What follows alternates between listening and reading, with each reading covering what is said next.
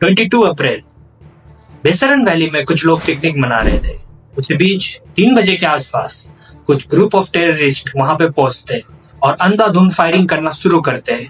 वो लोग बहुत सारी कैजुअलिटीज को हार्म करते हैं, जैसा आप इस वीडियो में देख सकते हो। यार ओए था कोई दिसता जहांगीर तो यार बेड़ियां पीछे जुलदे यार तू मौत ही कसम दी है।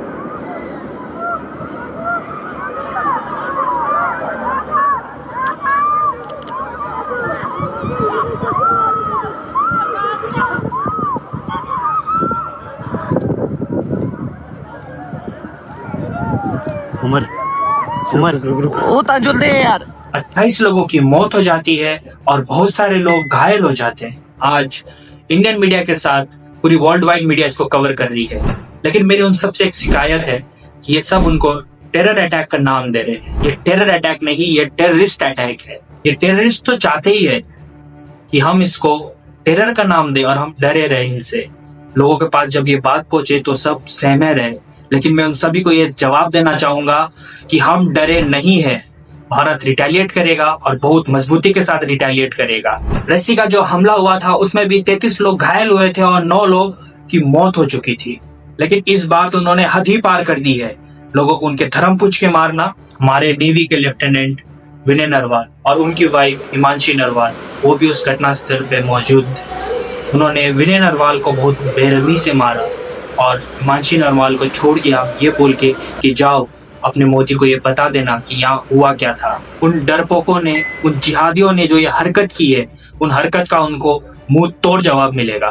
कुछ दिन पहले पाकिस्तान के आर्मी चीफ ने एक भाषण दिया था, देखिए।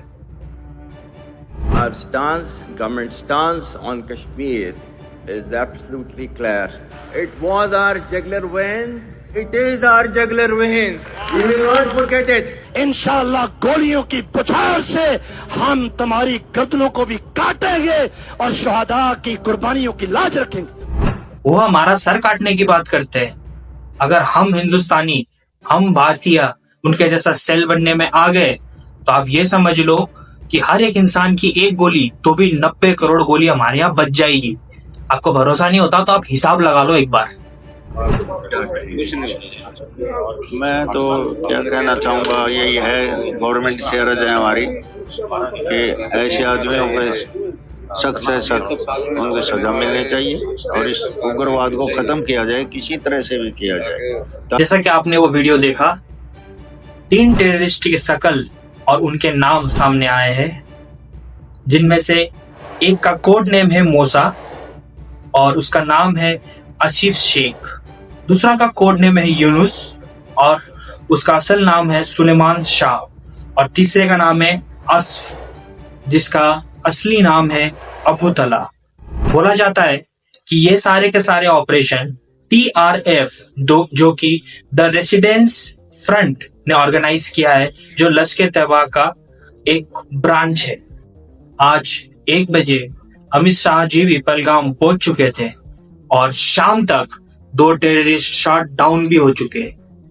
अब बाकी जो बचे हुए हैं उनकी बारी है। एट दिस मोमेंट भी इंडियन इंटेलिजेंस ये प्लानिंग ही कर रहा होगा किस तरीके से उन सबको मार गिराए। और मेरा ये मैसेज है इंडियन आर्मी के हर एक सोल्जर को, जितने भी IB, जितने भी इंटेलिजेंस इसमें इन्वॉल्व है, उन सभी को कि भारत का भरोसा, भारत का प्रार्थना आप लोग के साथ है। मैं इस 40 करोड़ का आवाज बन के मैं आप सभी को, जितने भी लोग आज के डेट में इस रणभूमि में उतरे हैं, उन सभी को ये मैसेज देना चाहूंगा कि आप लोग लड़िए और आप जरूर जीतेंगे।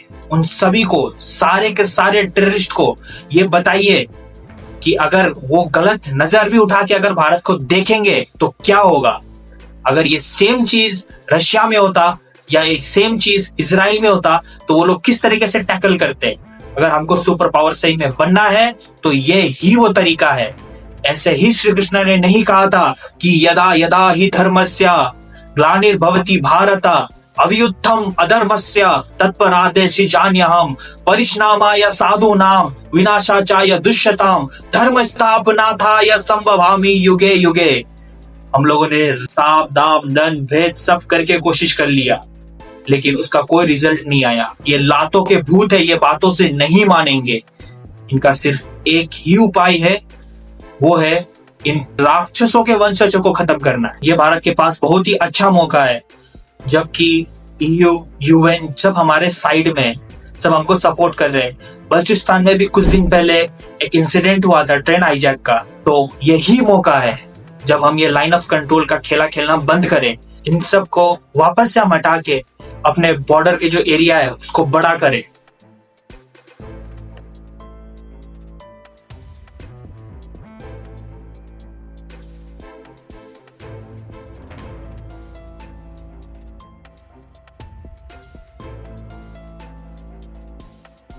ये सब दिखा के वो हमको, हमारे फौजों को डराना चाहते हैं। अरे मैं वापस से बता देता हूं, अगर हमारे यहाँ हम लोग ऐसा करना शुरू कर दिए तो फिर भी एक इंसान और एक गोली चलाया तो भी 90 करोड़ गोली बच जाएगा। हिसाब फिर से खुद लगा लो। आज जब मैं इस टॉपिक के ऊपर रिसर्च कर रहा था तो मैंने एक चीज पाया, बहुत सारे इस्लामाबाद के और कराची के और बहुत सारे लोग जो पाकिस्तान में है, वो लोग बहुत अजीब तरीके के पोस्ट कर रहे थे सोशल मीडिया में, जैसे कि हमारे इंडिया से कौन सा फ्लाइट कब जाता है, कौन सा फ्लाइट कब कहाँ आता है, उनके वहां पे कौन सा फ्लाइट कब जाता है, इस तरीके के। देखिए मैं आपको फोटोज दिखा रहा हूँ, शेयर कर रहा हूँ आपके साथ, आप देखिए किस तरीके के फोटो ये है। मैं उनका एल्गोरिदम समझ में नहीं आया मुझे, लेकिन क्या पता आप लोग को कुछ समझ में आ जाए। तो एक मैसेज मैं देना चाहूंगा हर एक भारतीय को कि देखिए, अब हमको समझना होगा ये बात, ये कोई पार्टी पॉलिटिक्स या किसी चीज का इश्यू नहीं है। आप सभी को ये बात मालूम होगा, जब इजराइल में इस तरीके का एक इंसिडेंट हुआ था, सिर्फ उनके ओलंपिक के जितने भी प्लेयर्स थे उनके साथ, तो आने वाले जितने भी पार्टीज थी उन सभी ने क्या एक्शन लिया। जिस टाइम पे इंसिडेंट हुआ था उस टाइम पे जो पार्टी था, और जिस टाइम पे ये चीज खत्म हुआ, जब इस केस को क्लोज किया गया और सबको मोशाद ने मार दिया, तब जो पार्टी था वो बिल्कुल ही डिफरेंट था, लेकिन उनका जो विचारधारा था वो एक था। हमारे भारत में ऐसा नहीं है। हमारे भारत में चाहे वो पॉलिटिशियन के रूप में, चाहे वो लोग के रूप में, हर कहीं सांप बैठा हुआ है जो दिखता बहुत सुंदर है, इसमें बहुत सारे पैटर्न्स बने होते हैं, लेकिन वो डसता उसी को है जो उसको दूध पिलाता है। सो प्लीज सेकुलर बनना छोड़िए, अब इस विचारधारा को अपनाइए और समझिए इस बात को कि जिसके लिए आप कर रहे हो, जो भी आपका बेटी है, बेटा है, बच्चा है, माँ है, बाप है, जिसके लिए भी आप कर रहे हो वो है, तभी तो आप कर पाओगे। अगर वो रहेंगे नहीं तो आप किसके लिए करोगे।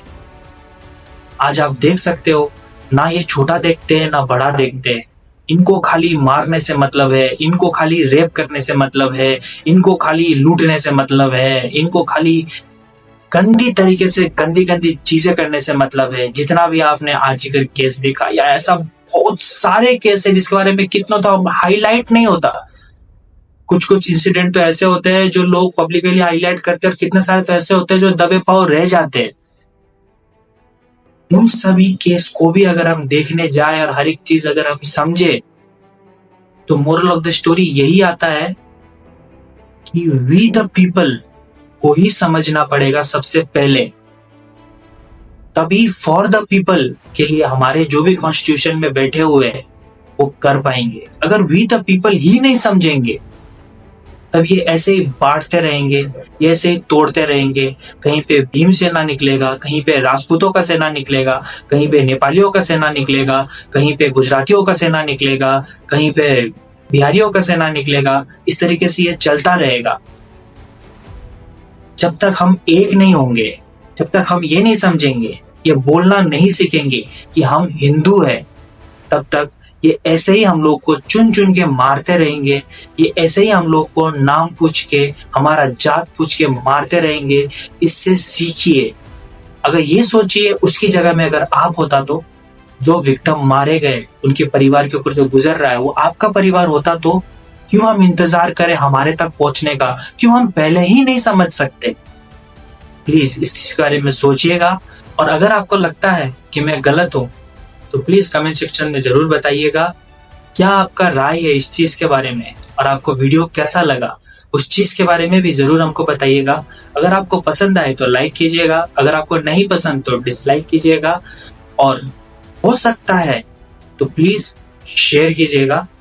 इसी के साथ मैं विदा लेता हूं। जय हिंद, जय भारत।